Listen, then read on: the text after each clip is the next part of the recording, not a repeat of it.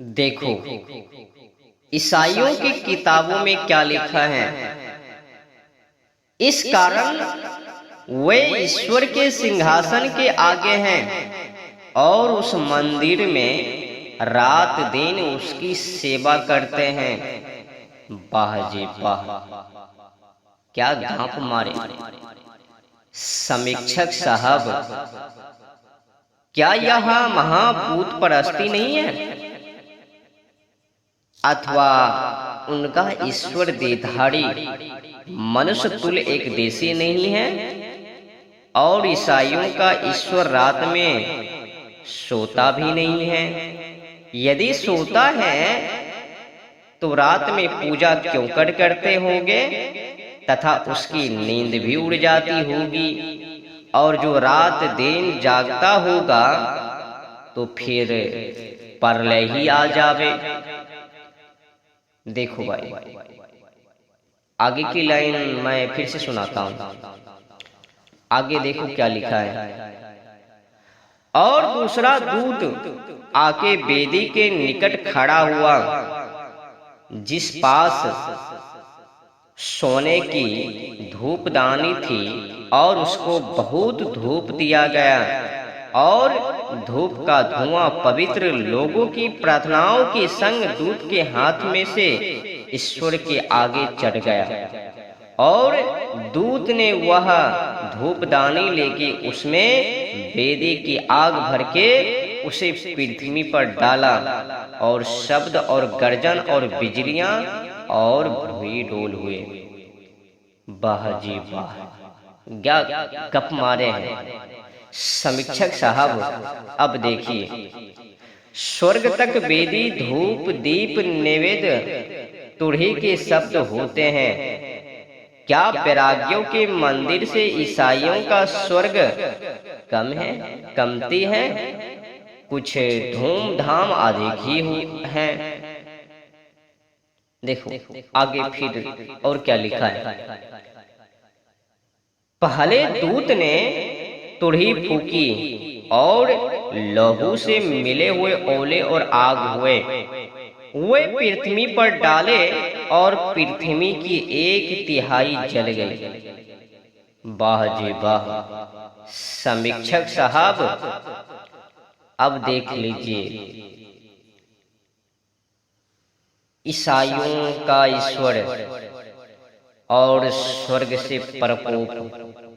बाहरे ईसाइयों के भविष्यवक्ता ईश्वर के दूत तुरही का शब्द और परलय की लीला केवल लड़कों ही वालों का खेल दिखता है। आगे देखो क्या लिखा है। और 5वें दूत ने तुरही फूकी, और मैंने एक तारे को देखा जो स्वर्ग में से पृथ्वी पर गिरा हुआ था, और अथाह कुंड के कूप की कुंजी उसको दी गई, और उसने अथाह कुंड का कूप खोला, और कूप में से भट्टी के धुएं की नाई धुआं उठा, और उस कुएं में से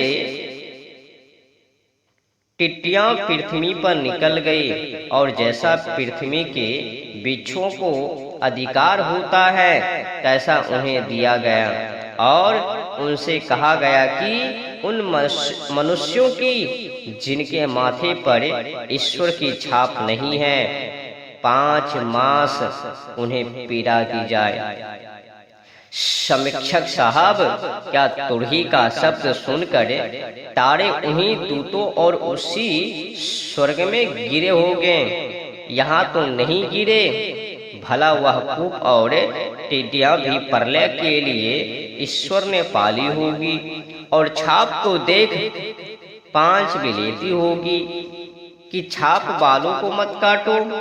यह केवल भोले मनुष्य को डरा के ईसाई कर लेने का धोखा देना है, धर्म परिवर्तन करवाने का धोखा देना है, कि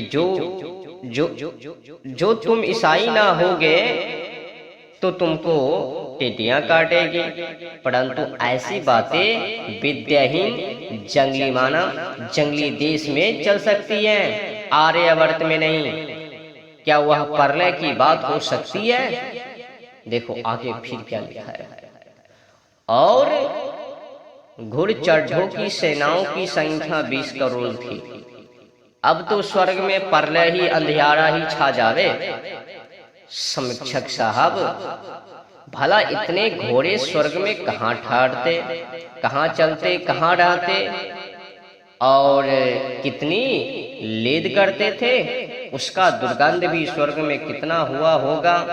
बस ऐसे स्वर्ग, ऐसे ईश्वर और ऐसे मत के लिए हम सब आर्यों ने तिलांजलि दे दी है। ऐसा बखेरा ईसाइयों के सिर पर से भी सर्वशक्तिमान की कृपा से दूर हो जाए तो बहुत अच्छा हो। आगे सुनो, आगे क्या लिखा है। और मैंने दूर पराक्रमी दूत को स्वर्ग से उतरते देखा, जो मेघ को ओढ़े था और उसके सिर पर मेघ धनुष था और उसका मुख सूर्य की नाई और उसके पांव आग के खंभे ऐसे थे। और उसने अपना दाहिना पांव समुद्र पर और बायां पृथ्वी पर रखा। वाह जी वाह। समीक्षक साहब, अब देखिए इन दूतों की कथा जो पुराणों व वाट की कथाओं से भी बढ़कर है। अब फिर आगे देखो कोपलीला। और लग्गी के समान एक नरकट मुझे दिया गया और कहा गया कि उठ ईश्वर के मंदिर को और वेदी को और उसमें के भजन कहने हारों को नाप। बाजी वाह। समीक्षक साहब, यहाँ तो क्या, परंतु ईसाइयों के तो स्वर्ग में भी मंदिर बनाए और नापे जाते हैं। अच्छा है, उनका जैसा स्वर्ग है वैसे ही बातें हैं। इसीलिए यहाँ प्रभु भोजन में ईसा के शरीरावयव मांस लोहू की भावना करके खाते पीते हैं। और गिरजा में भी क्रूस आदि का आकार बनाना आदि भी भूत परस्ती है। आगे देखो क्या लिखा है, आगे सुनिए। और स्वर्ग में ईश्वर का मंदिर खोला गया और उसके नियम का संदूक उसके मंदिर में दिखाई दिया। समीक्षक साहब, स्वर्ग में जो मंदिर है सो हर समय बंद रहता होगा, कभी कभी खोला जाता होगा। क्या ईश्वर का भी मंदिर हो सकता है? जो विदुक्त परमात्मा सर्वव्यापक है उसका कोई भी मंदिर नहीं हो सकता।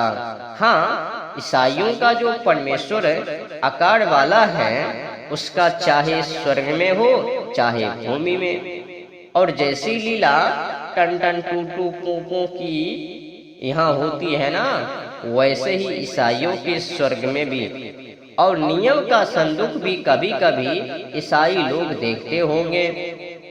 उसने ना जाने क्या प्रयोजन सिद्ध करते हैं। सच तो यह है कि ये सब बातें मनुष्य को भुलाने की है, आडंबर में डालने की है, अंधविश्वास भ्रमित करने की है।